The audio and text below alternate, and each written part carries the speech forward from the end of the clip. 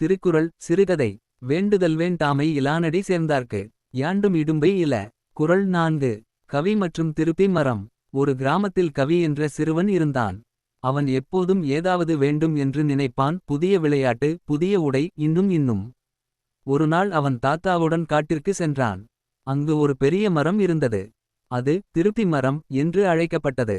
கவி கேட்டான், தாத்தா, இந்த மரம் ஏன் இப்படி சொல்கிறார்கள்? தாத்தா சிரித்து சொன்னார், இந்த மரம் எதையும் கேட்காது.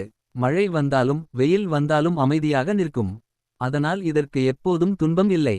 அந்த இரவு கவி கனவில் அந்த மரத்தை பார்த்தான்.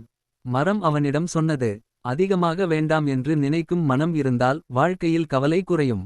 அடுத்த நாள் முதல் கவி குறைவாகவே வேண்டிக்கொண்டு இருந்ததை பயன்படுத்தி சந்தோஷமாக வாழ ஆரம்பித்தான்.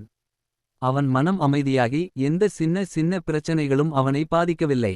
கதையின் பொருள்: எதையும் அதிகமாக வேண்டாம் என்று நினைக்கும் மனம் கொண்டவர்கள், திருப்பி உள்ளவர்கள் எப்போதும் துன்பம் இல்லாமல் அமைதியாக வாழ்வார்கள்.